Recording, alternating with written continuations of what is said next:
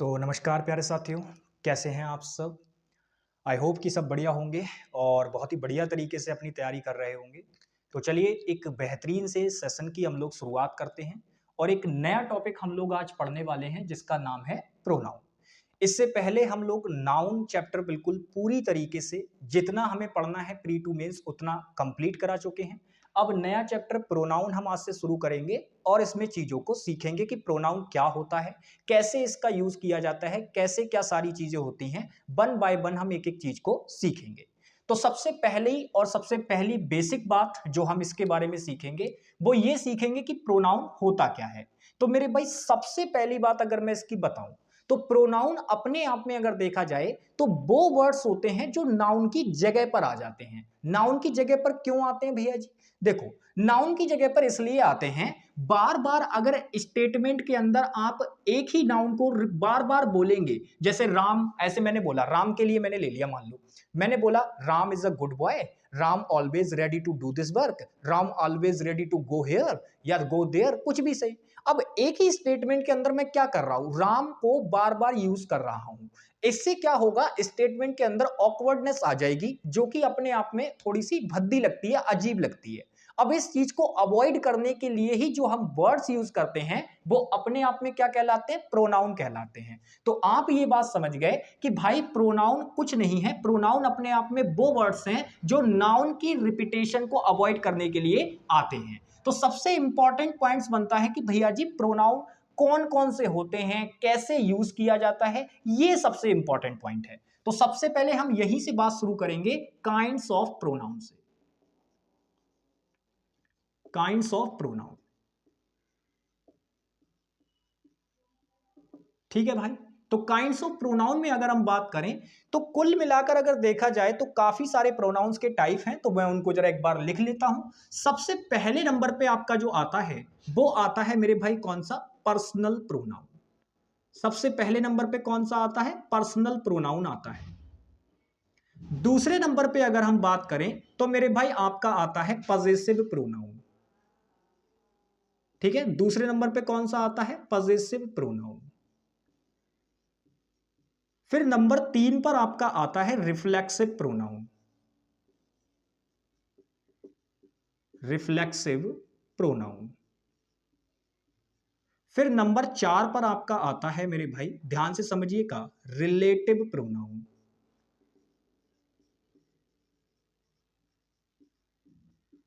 फिर नंबर 5 पर आता है आपका इंट्रोगेटिव प्रोनाउन।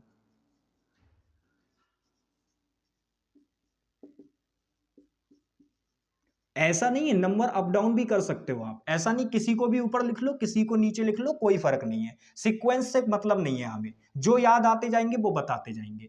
तो मैंने कहा आपके जो काइंड्स ऑफ प्रोनाउन होते हैं उनमें पर्सनल प्रोनाउन होता है, पजेसिव प्रोनाउन होता है, रिफ्लेक्सिव प्रोनाउन होता है, रिलेटिव होता है, इंट्रोगेटिव होता है, एक होता है आपका इंडेफिनिट प्रोनाउन। Indefinite pronoun. फिर अगर मैं बात बताऊं तो नंबर 7 पे होता है आपका डेमोन्स्ट्रेटिव प्रोनाउन होता है।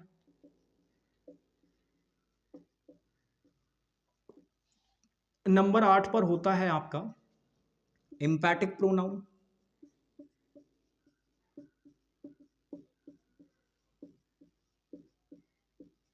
नंबर 9 पर अगर बताया जाए तो एक होता है आपका रेसिप्रोकल प्रोनाउन।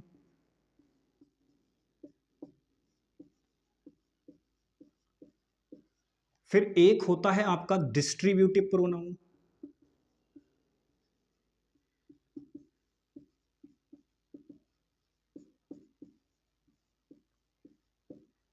और लास्ट आपका होता है एक्सक्लोमेटरी प्रोनाउन।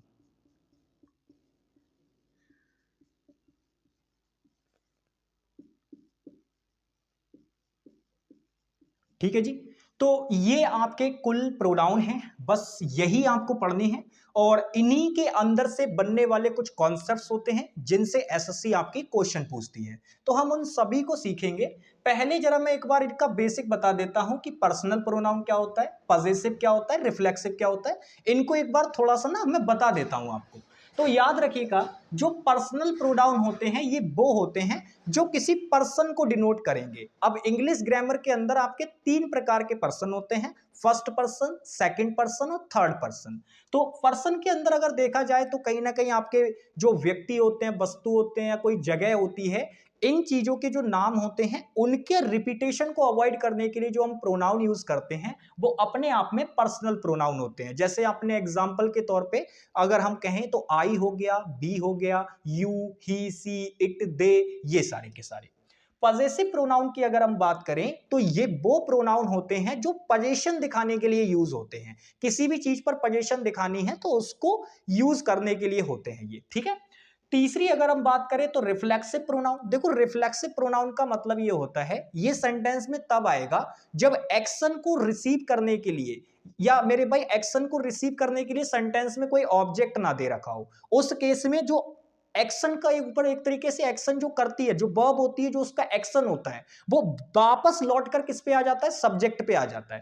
उस केस में हमें रिफ्लेक्सिव प्रोनाउन लगाना होता है। और रिफ्लेक्सिव प्रोनाउन सेंटेंस में तभी आएगा जब उसका रियल पर्सन मौजूद होगा। ये चीज भी मैं आपको बताऊंगा। अच्छा, रिलेटिव प्रोनाउन की अगर हम बात करें तो याद रखना, रिलेटिव प्रोनाउन वो प्रोनाउन होते हैं जो अपने आप में दो स्टेटमेंट को कनेक्ट करने के लिए आते हैं, क्योंकि ये अपने आप में रिलेटिव कंजंक्शन भी होते हैं, ध्यान रखिएगा।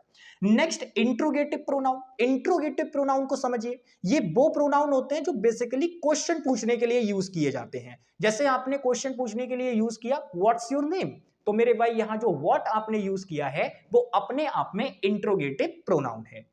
इंडेफिनिट प्रोनाउन क्या होते हैं? देखो इंडेफिनिट प्रोनाउन का मतलब होता है कि हम किसी चीज के लिए यूज तो करेंगे, उसको किसी नाउन के लिए यूज तो करेंगे, बट हम उसको पूरी तरीके से डेफिनेट नहीं करेंगे कि वो हम किस चीज की बात कर रहे हैं या किस पर्सन की हम बात कर रहे हैं। तो वो अपने आप में क्या होते हैं, इंडेफिनिट प्रोनाउन होते हैं। डिमॉन्स्ट्रेटिव प्रोनाउन की अगर हम बात करें तो ये अपने आप में बिल्कुल उस चीज को क्या करेंगे, पिन पॉइंट कर देंगे कि भाई हम इस चीज की बात कर रहे हैं। और इसके लिए जो आपके प्रोनाउन यूज होते हैं वो होते हैं जैसे दिस हो गया, दैट हो गया, दीज हो गया, दोज हो गया, ये चीजें। और इंपैटिक प्रोनाउन की अगर मैं बात करूं तो मेरे भाई जो मैंने आपको ये रिफ्लेक्सिव प्रोनाउन बताया है ना, होते यही हैं, बस इनकी जगह चेंज होने की वजह से इनका मीनिंग बदल जाता है। जब आप रिफ्लेक्सिव प्रोनाउन यूज करते हो तो उसका मीनिंग कुछ और होगा, लेकिन जब आप इंपैटिक प्रोनाउन के रूप में उसको यूज करोगे तो मेरे भाई वो अपने आप में ना स्टेटमेंट को थोड़ा सा एम्फेसाइज कर देगा। और इसके लिए जो आप लगाते हो, इसको जो इंपैटिक प्रोनाउन आप यूज करोगे वो अपने आप में हमेशा मेन वर्ब से पहले आएगा, मेन वर्ब से पहले आएगा। ठीक है, ध्यान रखिए कि ये पॉइंट जो भी चीजें मैं मुंह से बोल रहा हूं सारी ध्यान रखनी है आपने। अच्छा, रेसिप्रोकल प्रोनाउन की अगर हम बात करें तो ये क्या होते हैं? देखो रेसिप्रोकल प्रोनाउन अपने आप में अगर देखा जाए तो ये कहीं ना कहीं रिलेशन दिखाते हैं आपस में चीजों का। जैसे इसके लिए दो ही प्रोनाउन आते हैं, एक तो ईच अदर हो गया और एक वन अनदर हो गया, दो प्रोनाउन होते हैं। डिस्ट्रीब्यूटिव के अंदर अगर हम बात करें तो डिस्ट्रीब्यूटिव प्रोनाउन वो प्रोनाउन होते हैं जो कहीं ना कहीं एक्शन को क्या करेंगे, बांट देंगे चीजों में। तो इसके लिए अगर हम बात करें डिस्ट्रीब्यूटिव में, जैसे ईच हो गया, ठीक है, ये सारी चीजें होती हैं, ईच वगैरह इसी के अंदर आते हैं। अच्छा, एक्सक्लेमेटरी प्रोनाउन आपका व्हाट होता है, सिखाया हुआ है। अब व्हाट होता है तो वो कैसे यूज होगा, क्या सारी चीजें होंगी, क्योंकि एक्सक्लेमेटरी प्रोनाउन होता है तो ये मेरे भाई अपने आप में एडजेक्टिव भी होता है। हम एडजेक्टिव चैप्टर में ये चीजें भी देखेंगे, दोबारा से भी आएंगी यही चीजें आपके सामने। तो मैंने आपको बेसिक बेसिक जानकारी दे दी सभी के बारे में। अब हम लोग सबसे पहला प्रोनाउन उठाने वाले हैं जो कि है पर्सनल प्रोनाउन। इसके बारे में कंप्लीट जानकारी हम लोग लेने की कोशिश करेंगे और बढ़िया तरीके से चीजों को समझेंगे। तो चलिए भाई, मैं इसको इरेज कर रहा हूं, आप लोग इसका स्क्रीनशॉट ले लीजिए ताकि ये आपके माइंड में फिट हो जाए। चलिए,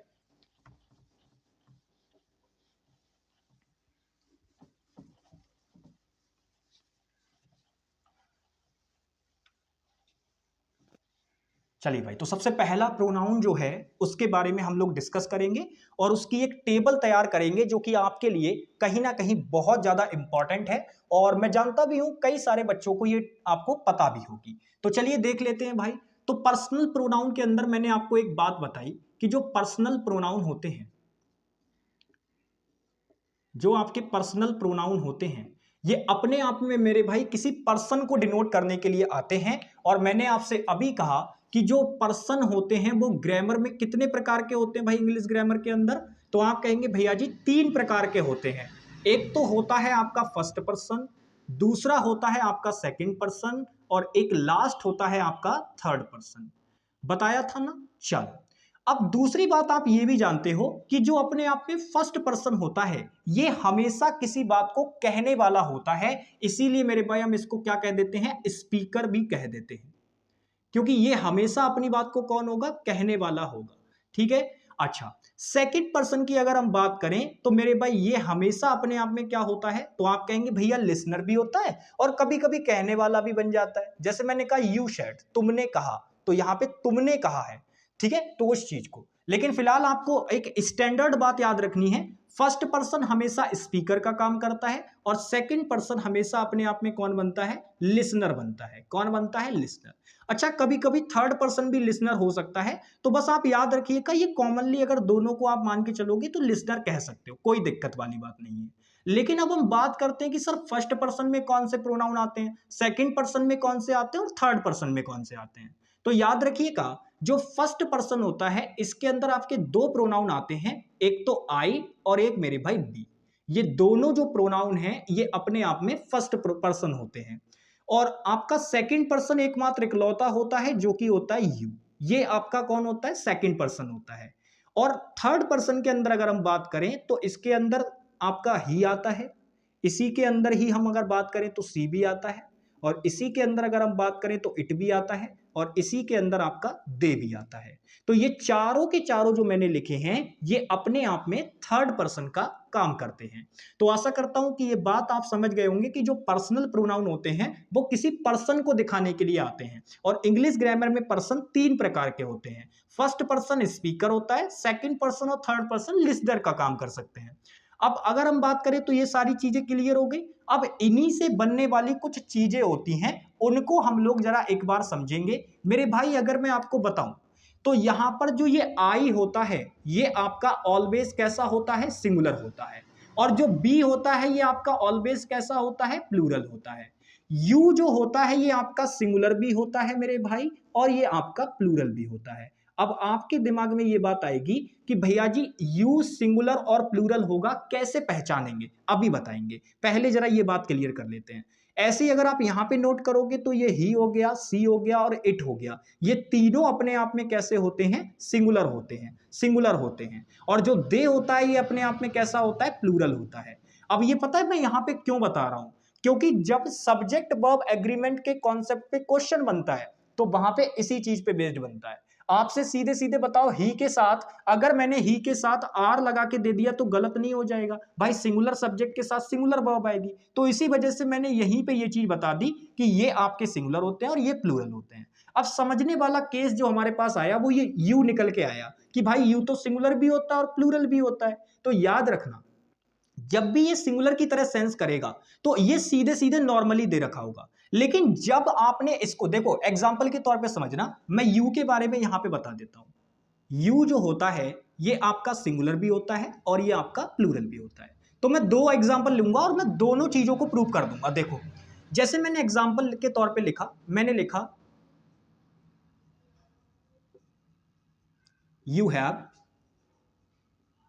डन योर वर्क। ठीक है, ये मैंने एग्जांपल लिखा। एक एग्जांपल मैंने और लिखा,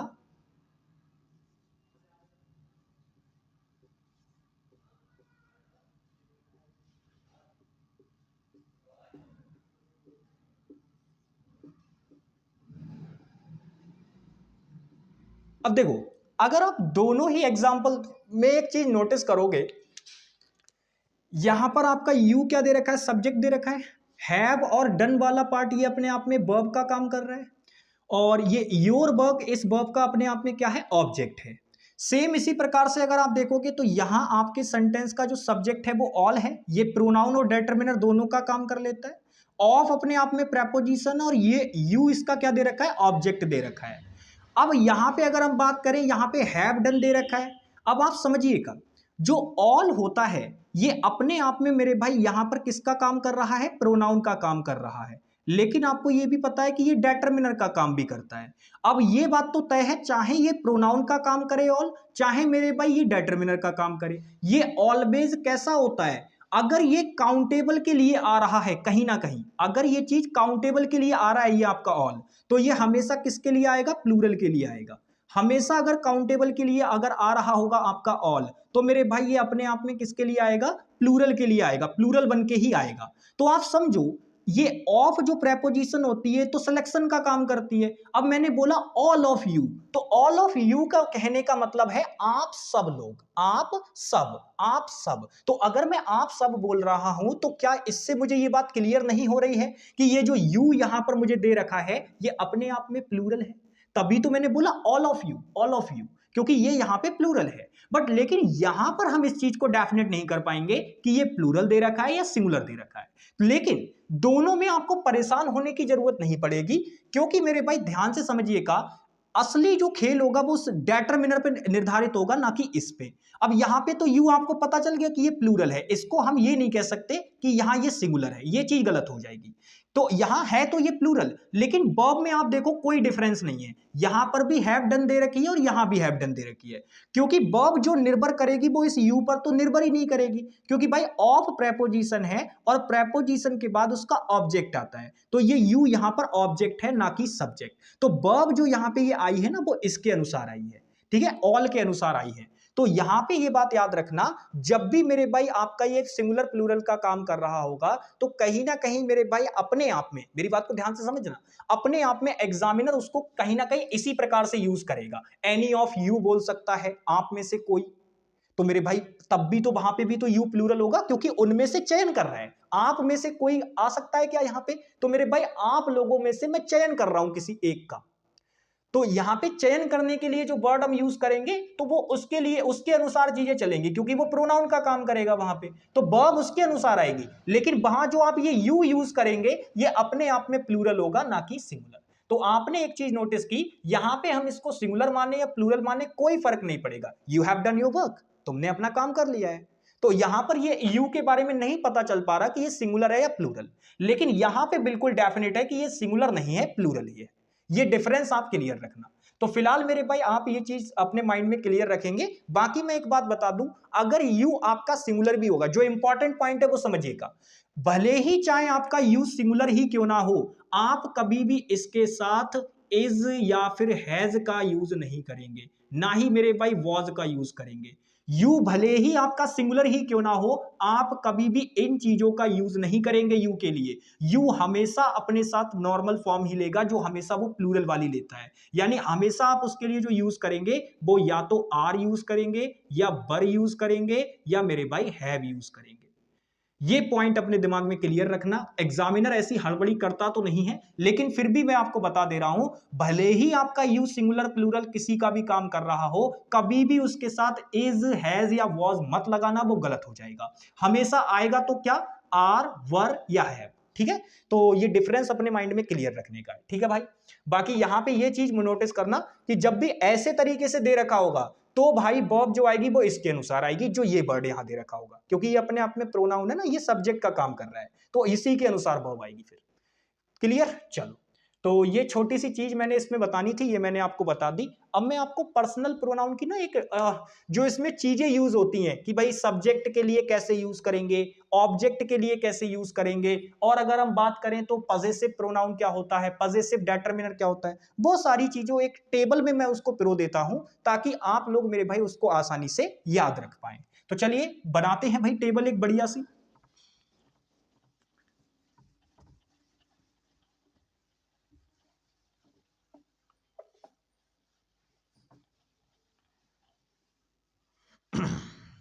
देखिए, पर्सनल प्रोनाउन के अंदर मैंने सबसे पहले आपसे कहा कि भाई आपके पर्सन जो होते हैं वो 3 प्रकार के होते हैं। पर्सन कितने प्रकार के होते हैं मेरे भाई? यहां पे मैं चीजें लिख देता हूं। यहां मैं लिखूंगा पर्सन, फिर यहां मैं लिखूंगा उनमें कुछ सब्जेक्टिव केस में उन्हें लिखूंगा प्रोनाउन को, और फिर अगर मैं बात करूं यहां एक जगह मैं ऑब्जेक्टिव केस में लिखूंगा, फिर मैं यहां मेरे भाई उनका पजेसिव अपने आप में मैं लिखूंगा डेटरमिनर, या आप उसको मेरे भाई एडजेक्टिव भी बोल सकते हो, कोई दिक्कत नहीं आएगी। और फिर लास्ट में जो चीज हम लिख रहे होंगे वो अपने आप में होगा पजेसिव प्रोनाउन। ये भी बहुत इंपॉर्टेंट है, और इनमें डिफरेंस क्या होता है उस चीज पर भी हम बात करेंगे। तो सबसे पहली चीज कि हम इनके बारे में समझ लें कि पर्सन हमारे कितने होते हैं, तीन। एक फर्स्ट पर्सन, सेकंड पर्सन और मेरे भाई आपका थर्ड पर्सन।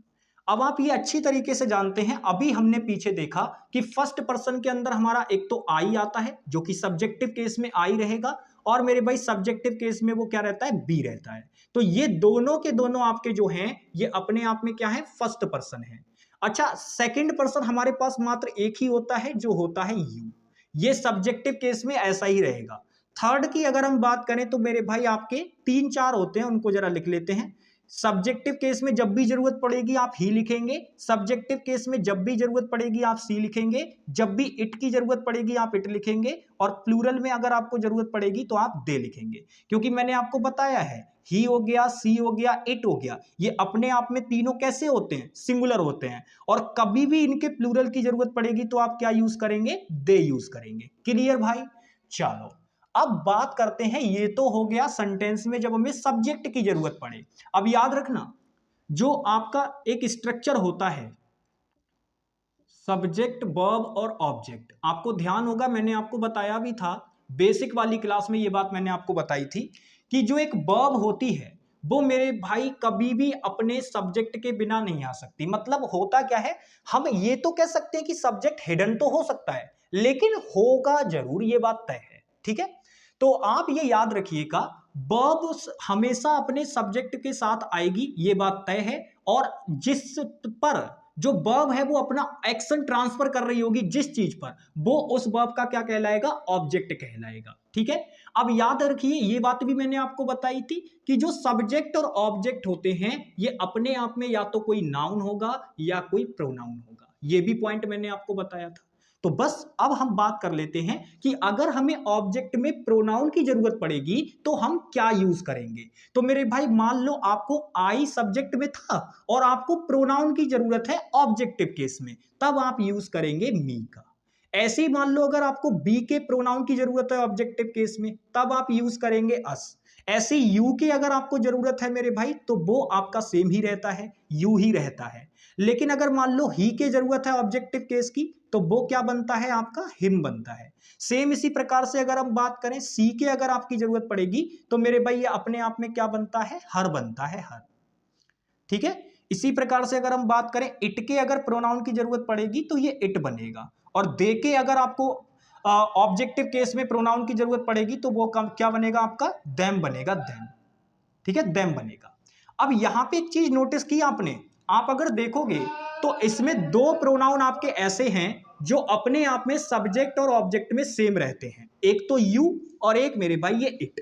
ये दो ऐसे हैं जो अपने आप में सब्जेक्ट और ऑब्जेक्ट में सेम रहते हैं। तो कभी भी यू की बात हो या मेरे भाई इट की बात हो, अगर वहां आपको इन प्रोनाउन का ऑब्जेक्टिव केस या सब्जेक्टिव केस चाहिए तो वो दोनों सेम सेम होंगे, सेम सेम होंगे, ये बात ध्यान रखना। अब बात कर लेते हैं कि भाई पजेसिव डेटर्मिनर क्या होता है। तो आई का जो पजेसिव डेटर्मिनर होता है, ध्यान से समझिएगा, जो आई का पजेसिव डेटर्मिनर होता है ये मेरे भाई माई होता है। क्या होता है, माई। बी का पजेसिव डेटर्मिनर क्या होता है, आर होता है। और यू का पजेसिव डेटर्मिनर योर होता है। और ही का क्या होता है मेरे भाई, हिज होता है। ऐसे ही अगर हम बात करें सी का क्या होता है भाई, हर होता है। ये सारी चीजें आपको याद भी होंगी मुझे पता है, और जिनको नहीं होंगी वो मेरे भाई इस टेबल से याद कर लेंगे। तो इट का इट्स होता है, ये डिफरेंस अभी बताएंगे, एक चीज डिफरेंस बताएंगे अभी इसका। दे का क्या होता है मेरे भाई, देयर होता है। ठीक है, दे का क्या होता है, देयर होता है। तो यहां पर अगर आप एक चीज नोटिस कर पा रहे होगे तो मेरे भाई बस केवल इसमें एक चीज ध्यान रखने वाली है। जैसे हम देख पा रहे थे कि सब्जेक्ट और ऑब्जेक्ट दो प्रोनाउन के सेम थे, इसी प्रकार से जब आप ऑब्जेक्टिव केस और पजेसिव डेटर्मिनर की बात करते हैं तो मेरे भाई एक हर आपका निकल के आता है। ये आपका इसका पजेसिव डेटर्मिनर की आपको कभी बात करनी हो या मेरे भाई आपको ऑब्जेक्टिव केस में प्रोनाउन की बात करनी हो, ये भी सेम सेम होते हैं, तो इस चीज को भी ध्यान रखना। अब बात करते हैं सबसे लास्ट बंदा, पजेसिव प्रोनाउन कैसे बनाया जाता है पजेसिव प्रोनाउन के लिए। तो याद रखना यहां पे ये जो पर्सनल प्रोनाउन है इनसे अगर हमें पजेसिव प्रोनाउन बनाना है तो वो कैसे बनेगा, उसको बनाने के लिए आप ध्यान से समझिएगा।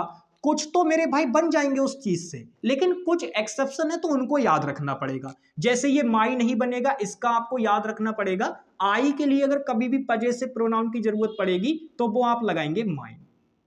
क्या लगाएंगे मेरे भाई? माइन लगाएंगे। अच्छा, बी के लिए अगर आपको पजेसिव प्रोनाउन की जरूरत पड़े तो याद रखना पजेसिव प्रोनाउन के लिए कुछ नहीं करना होता है, दिए गए पजेसिव डेटर्मिनर में बस एस लगा देना और आपका बन के तैयार हो जाएगा। जैसे आर दे रखा है, इसका पजेसिव प्रोनाउन बनाना है, बस इसमें एस लगा दो, बन गया। ऐसे योर का अगर बनाना है तो मेरे भाई योर में कुछ मत करो, बस एस लगा दो, बन जाएगा, देखो बन गया।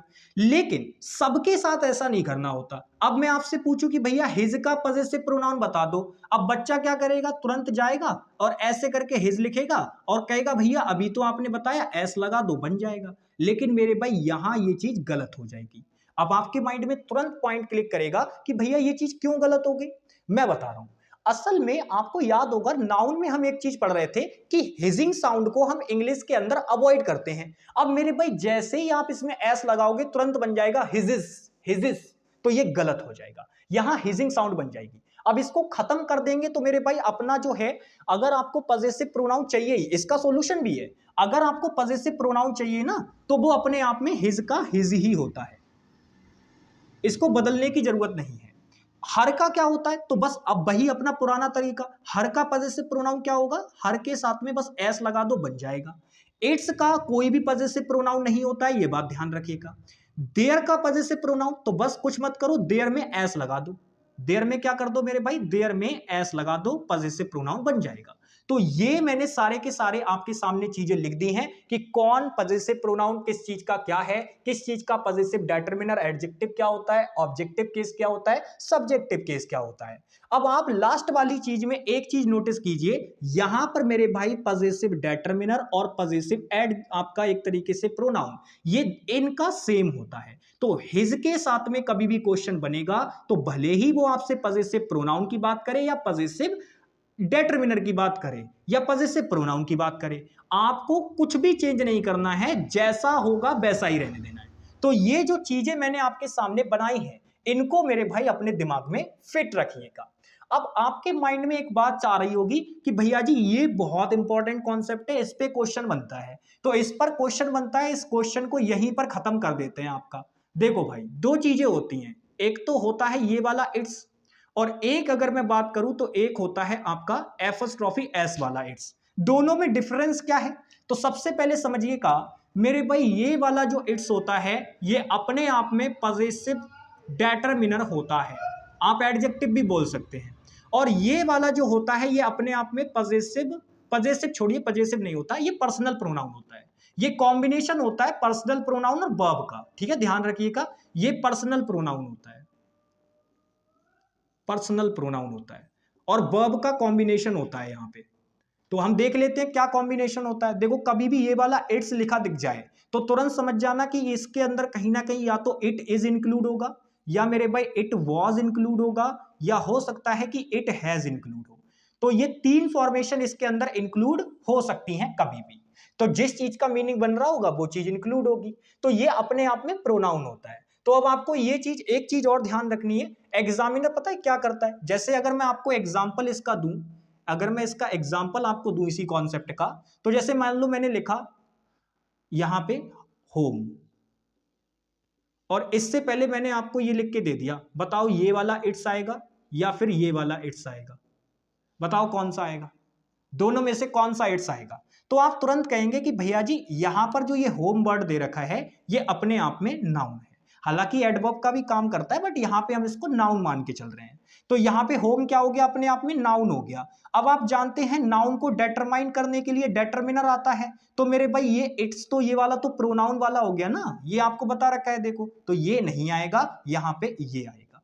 अच्छा, इसी प्रकार से एक एग्जाम्पल और लेते हैं। जैसे मान लो मैंने कहा,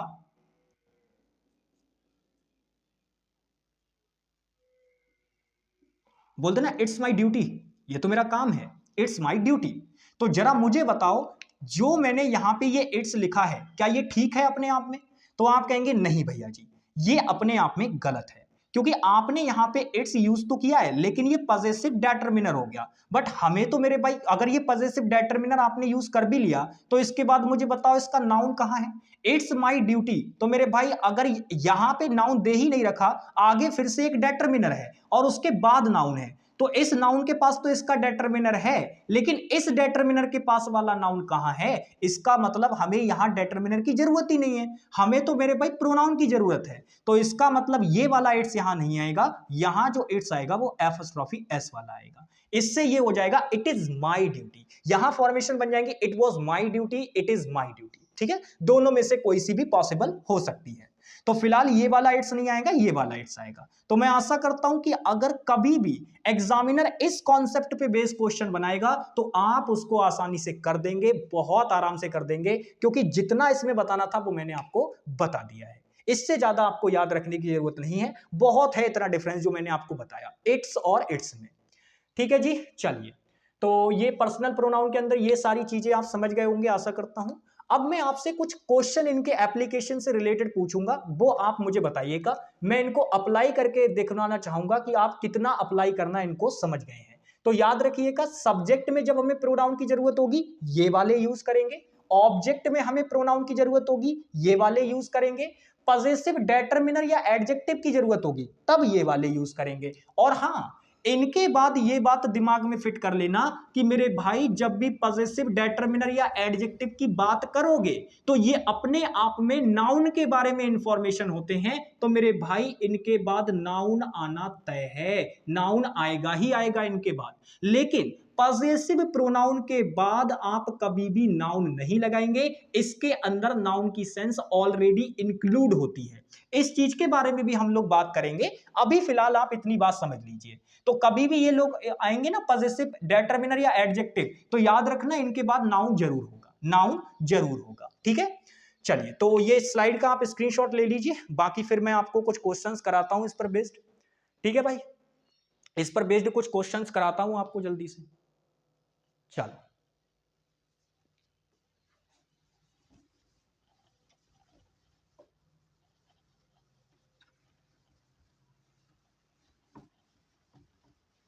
मुझे कुछ क्वेश्चंस करके दिखाइएगा आप लोग। ठीक है जी।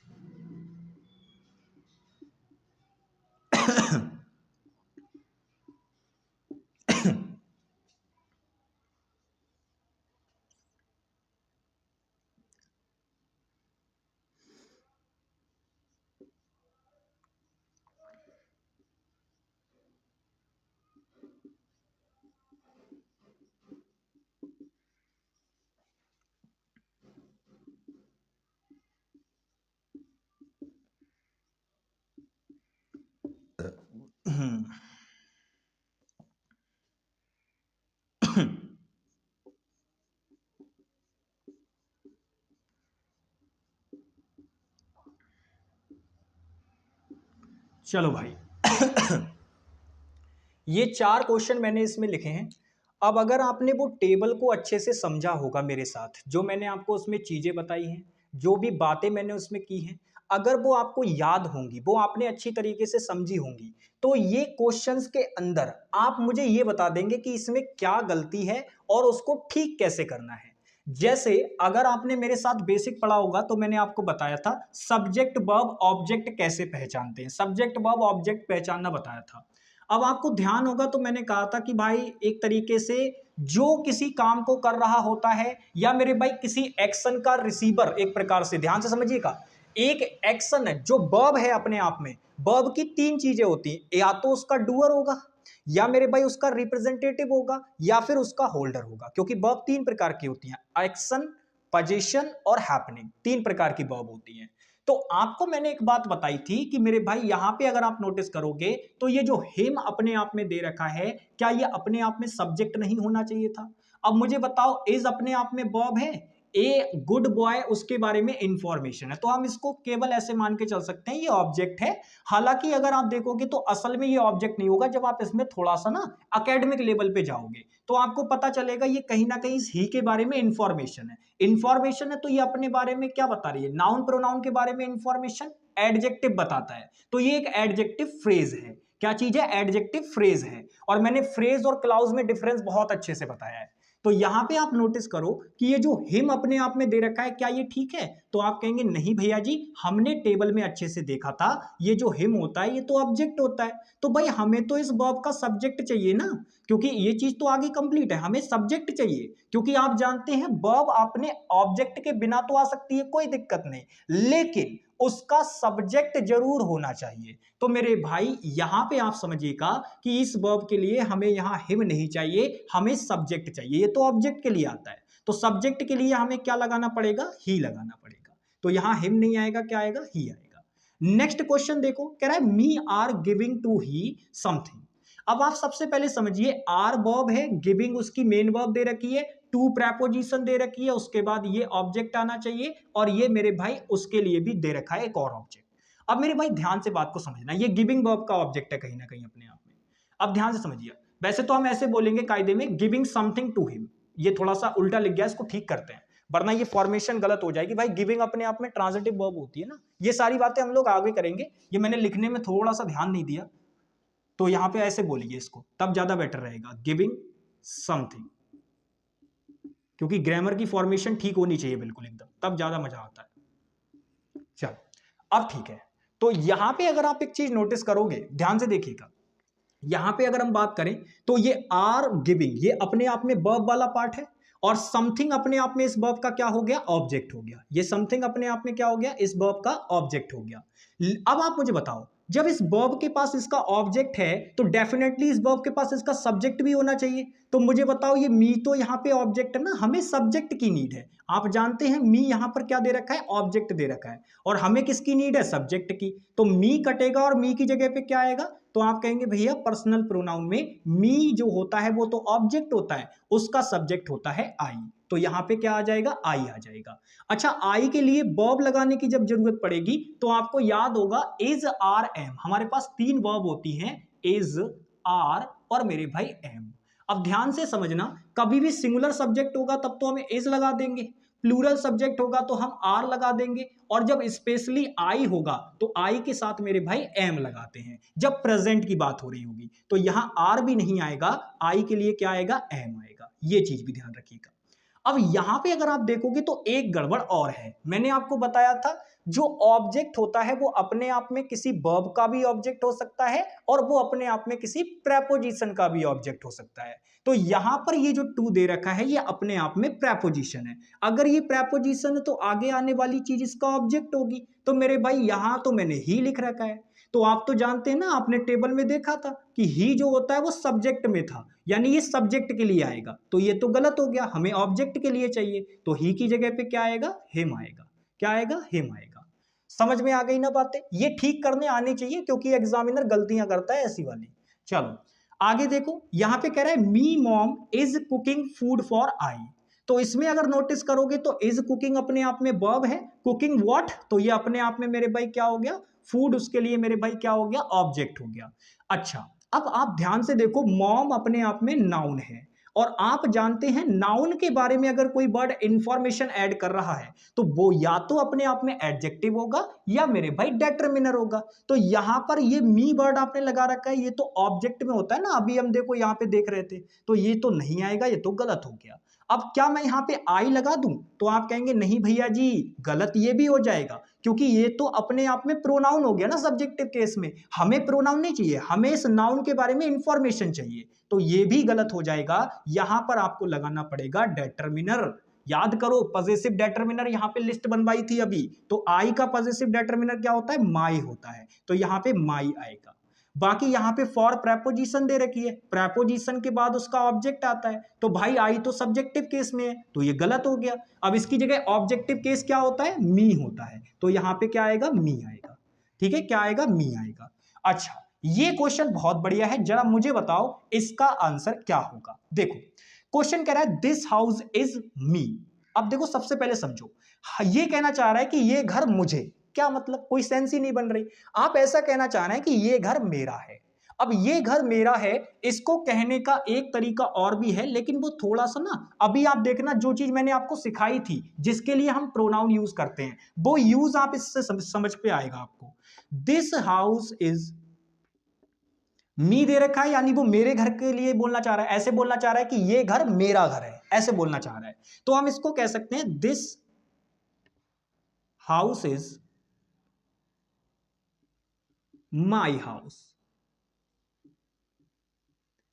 अब आप मुझे बताओ, पढ़ने में ये ठीक लग रहा है, मीनिंग भी ठीक निकल रहा है कि भाई ये घर है ना, मेरा घर है, ऐसे करके, लेकिन इसमें ग्रामेटिकली अगर आप देखोगे तो चीजें गलत हो गई। भाई आप एक बात बताओ, आपने यहां पे हाउस नाउन यूज किया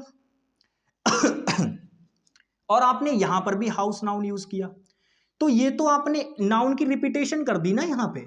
और आप मुझे बताओ, नाउन की रिपीटेशन को अवॉइड करने के लिए हम क्या लगाते हैं, भाई प्रोनाउन लगाते हैं। तो आप यहां पे ऐसे नहीं बोलोगे, ये गलत माना जाएगा। इसको ठीक करने के लिए हम क्या कर सकते हैं, तो आप यहां पे नोटिस करो, ये अपने आप में पजेसिव डेटरमिनर है, और इसके साथ में ये यहां पे हाउस क्या दे रखा है, नाउन दे रखा है। अब यहां पे एक फॉर्मेशन याद रखना, इसको मैं अलग से भी बताऊंगा जब मैं पजेसिव प्रोनाउन आपको पढ़ाऊंगा वहां पे। तो याद रखना कभी भी मेरे भाई, पजेसिव डेटरमिनर याद रखिएगा, पजेसिव डेटरमिनर या एडजेक्टिव जो भी आप इसको कहेंगे, और इसके साथ में कोई नाउन आएगा ही आएगा, ये हमेशा बराबर होता है किसके, पजेसिव प्रोनाउन के। ये बहुत इंपॉर्टेंट बात है और इसको ध्यान रखिएगा, ये बराबर होता है किसके, पजेसिव प्रोनाउन के। तो अगर मान लो मैंने लिखा माई हाउस, क्या लिखा मैंने, माई हाउस, तो ये बराबर हो जाएगा किसके, माइन के। इसके अंदर हाउस की सेंस अपने आप इंक्लूड हो जाएगी। ऐसे ही अगर मान लो मैंने लिखा हर वॉच, उसकी घड़ी, तो मेरे भाई अगर मैंने बोल दिया हर्स, तो इसके अंदर वॉच की सेंस अपने आप इंक्लूड हो जाएगी। ठीक है, ये नाउन की रिपीटेशन को अवॉइड करने के लिए आपको दोबारा से इनके साथ मेरे भाई जैसे माइन हाउस कहने की जरूरत नहीं है। एग्जामिनर ये चीज करके देगा बट गलत हो जाएगी। ऐसे ही हर्ष वॉच कहने की जरूरत नहीं है, ये चीज भी अपने आप में कैसी हो जाएगी, गलत हो जाएगी। तो ये थोड़ा सा मैंने यहाँ पे समझा दिया है, हालांकि मैं जब पजेसिव प्रोनाउन पढ़ाऊंगा तो बताऊंगा आपको वहां पे, तो इस चीज को ध्यान रखिएगा। तो पर्सनल प्रोनाउन के बारे में हमने काफी सारी चीजें यहाँ समझ ली हैं। सब्जेक्ट ऑब्जेक्ट कैसे पहचानते हैं ये चीज भी मैं आपको बताऊंगा। ये लास्ट पॉइंट है जो हम आज डिस्कस करेंगे अभी इसी क्लास में। ठीक है, फिर हम मेरे भाई जो है आगे धीरे धीरे बढ़ेंगे इनमें। चलो, तो इसमें जो चीज बची हुई है वो हम डिस्कस कर लेते हैं। इतनी बातें मैंने आपको बता दी। अब मैं एक लास्ट पॉइंट आपके साथ डिस्कस करना चाहूंगा। आपने ये तो समझ लिया कि सब्जेक्ट ऑब्जेक्ट क्या होता है, कैसे उनको यूज करेंगे, आपने यूज करना भी सीख लिया। लेकिन अब आप ये समझ लीजिए कि जब आपको क्वेश्चन मिलेगा तो आप उसमें पहचानना भी तो आना चाहिए कि भाई क्या सब्जेक्ट होगा और क्या अपने आप में ऑब्जेक्ट होगा। तो मेरे भाई ध्यान से समझना, सब्जेक्ट पहचानना तो मैंने बता ही रखा है, लेकिन फिर भी तीनों चीजें मैं यहां पे बता देता हूं। आपके सेंटेंस का जो बेसिक स्ट्रक्चर होता है वो अपने आप में क्या होता है, यहां पे इस पॉइंट को नोट डाउन कर लीजिएगा। सब्जेक्ट ऑब्जेक्ट पहचानना, आइडेंटिफिकेशन।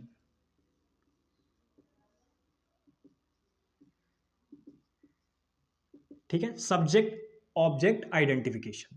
तो कैसे पहचानेंगे भाई, देखो मैंने एक स्टैंडर्ड क्या लिख लिया, इसका एक स्टैंडर्ड मैंने स्ट्रक्चर लिख लिया, सब्जेक्ट वर्ब और ऑब्जेक्ट। नॉर्मल स्टेटमेंट का मैंने क्या लिख लिया, एक स्ट्रक्चर लिख लिया। अब मेरी बात को ध्यान से समझना, कभी भी मेरे भाई जो सब्जेक्ट होगा ये तो आप देखते ही पहचान लेंगे कि वर्ब जो होती है वो मेरे भाई एक तो आपकी एक्शन दिखाने वाली होती है, एक्शन वर्ब होती है, एक पोजीशन दिखाने वाली होती है, और एक मेरे भाई अगर मैं बात करूं तो मेरे भाई हैपनिंग को दिखाने वाली वर्ब होती है। आप जानते हैं तीनों प्रकार की, मैंने बेसिक में भी मैंने ये बात बताई थी।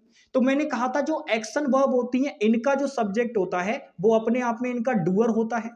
पोजीशन वाली जो वर्ब होती है इनका जो सब्जेक्ट होता है वो अपने आप में पोजीशन को होल्ड करने वाला होता है, यानी होल्डर होता है।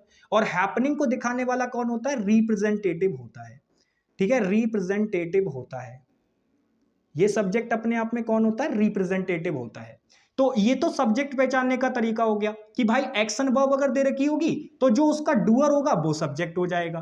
पोजीशन वर्ब होगी तो जो उस पोजीशन को होल्ड कर रहा होगा वो व्यक्ति होल्डर हो जाएगा। और हैपनिंग की बात हो रही होगी तो जो उस घटना के होने को रिप्रेजेंट कर रहा होगा वो अपने आप में क्या हो जाएगा? सब्जेक्ट हो जाएगा। और उसको हम क्या बोलेंगे? रिप्रेजेंटेटिव बोलेंगे। सबसे इंपॉर्टेंट चीज आती है कि भाई ऑब्जेक्ट कैसे पहचाने। तो याद रखना, कभी भी मेरे भाई कोई भी वर्ब जब अपने बाद ऑब्जेक्ट लेगी तो उसका जो रिप्लाई आपसे मांगेगा वो या तो मेरे भाई व्हाट का रिप्लाई बनेगा, व्हाट का रिप्लाई बनेगा, या फिर मेरे भाई whom का रिप्लाई बनेगा। इन दो चीजों का जो रिप्लाई होता है वो अपने आप में ऑब्जेक्ट बनता है। जैसे एग्जांपल के तौर पे अगर मैं बताऊं, मैंने लिखा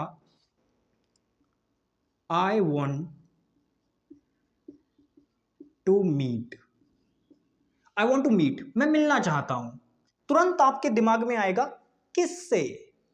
मैं मिलना चाहता हूं, आपके दिमाग में तुरंत बात आई किससे मिलना चाहते हो। तो मेरे भाई इस मीट वर्ब का जो अपने आप में ऑब्जेक्ट बनेगा वो अपने आप में क्या बनेगा बताओ? तो आप कहेंगे भैया इस हूम वर्ब का रिप्लाई मांग रहे हो आप। भाई हमने बोला आई वॉन्ट टू मीट, मैं मिलना चाहता हूं, आपके ने तुरंत पूछा किससे, तभी तो आपको ऑब्जेक्ट पता चलेगा कि भाई मैं तुमसे मिलना चाहता हूं या किसी और से मिलना चाहता हूं, ऐसे करके। तो इस का यहाँ पे ऑब्जेक्ट का रिप्लाई देखो, अब हूम जो बनेगा ना, हुम का जो रिप्लाई आएगा वही अपने आप में क्या हो जाएगा? इसका ऑब्जेक्ट हो जाएगा। तो यहां पे हमें किसका रिप्लाई चाहिए था? हुम का। ऐसे ही अगर आप देखोगे, अगर मैं कहूं आई वॉन्ट टू डू, अब आप यहां पे देखो, अगर आप यहां पे नोटिस करोगे आई वॉन्ट टू डू, मैं करना चाहता हूं, आई वॉन्ट टू डू, मैं करना चाहता हूं। अब तुरंत आपके दिमाग में आएगा क्या, क्या करना चाहते हो भाई? तो मेरे भाई अब यहां पर जो आपको इस व्हाट वर्ब का जो यहां पे डू है, इसके लिए आपको जो ऑब्जेक्ट चाहिए वो अपने आप में किस चीज का रिप्लाई मांग रहा है? व्हाट का। तो व्हाट का रिप्लाई कभी भी मांगे या मेरे भाई हुम का रिप्लाई कभी भी मांगे, जब भी वह व्हाट या हुम का रिप्लाई मांगेगी तो अपने आप में वो वर्ड, अपने आप में वो वर्ड यहां पे क्या बन जाएगा? ऑब्जेक्ट बन जाएगा। तो यहां पे जैसे मैं बोल दूं I want to meet you, मैं तुमसे मिलना चाहता हूं, तो यहां पे यू क्या किसका रिप्लाई बना? हुम का, और वो अपने आप में क्या कहलाएगा? ऑब्जेक्ट कहलाएगा। सेम इसी प्रकार से अगर मैं कहूं I want to do something, तो यहां पे समथिंग क्या बना? व्हाट का रिप्लाई बना कि भाई मैं कुछ करना चाहता हूं। सिंपल। तो ये आप, मैं आशा करता हूं कि अब आप ये पहचान लेंगे। तो इसी प्रकार से जरा मुझे बताइएगा, मैं यहां पे एक एग्जांपल लिख रहा हूं, आप मुझे इस एग्जांपल में बताइएगा क्या आपका ऑब्जेक्ट है और आपने कैसे पहचाना, वो किस चीज का रिप्लाई बन रहा है। ये आप कमेंट बॉक्स में मुझे बताएंगे लिख के। ये लास्ट चीज है, फिर इसके बाद हम लोग सेशन को बाइंड अप कर देंगे। फिर कल जो है आपकी जो आगे के प्रोनाउन है उनसे हम चीजों को शुरू करेंगे। ठीक है जी, चलिए। तो हम बात करते हैं कि भाई जो आपका एक एग्जाम्पल मैं आपको दे रहा हूं, मैंने लिखा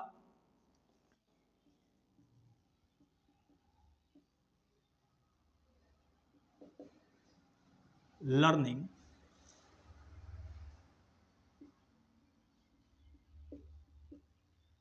अब मुझे आप ये बताइएगा कि इसमें देखो राम तो इसमें है सब्जेक्ट, राम इसमें क्या है? सब्जेक्ट है। इज यहां पर, और ये लर्निंग यहां पे क्या है? ये वर्ब है। और ये दिया गया वर्ड यहां पे जो ये ऑब्जेक्ट है, तो ये ऑब्जेक्ट क्यों है? ये बात आप मुझे बताएंगे कमेंट बॉक्स में कमेंट करके। बाकी आप लोग मुझे बताइएगा कि आज का सेशन आप लोगों को कैसा लगा, क्या सारी बातें आपको समझ में आई, एक एक पॉइंट आप लोगों को क्लियर हुआ? जो मैंने कहा था कि मैं इसमें आपको ये बताऊंगा कि प्रोनाउन क्या होता है, फिर मैंने कहा था कि मैं इसमें बताऊंगा कि प्रोनाउन के टाइप्स क्या होते हैं, यानी काइंड्स ऑफ प्रोनाउन, और फिर मैंने कहा था कि तीसरी चीज हम इसमें डिस्कस करेंगे कि पर्सनल प्रोनाउन के बारे में इंफॉर्मेशन डिस्कस करेंगे। वो हमने कंप्लीट देख ली है। इतनी ही चीजें होती हैं, आपको उसको ध्यान से याद रखना है, ठीक है ना? अब बाकी जो कॉन्सेप्ट बनते हैं वो हम लोग डिस्कस करेंगे आगे बाकी बढ़िया तरीके से। तो मिलते हैं आप लोगों से नेक्स्ट क्लास में, तब तक के लिए बाय बाय, टेक केयर, जय हिंद प्यारे भाई, खुश रहिएगा, मस्त रहिएगा, जय हिंद।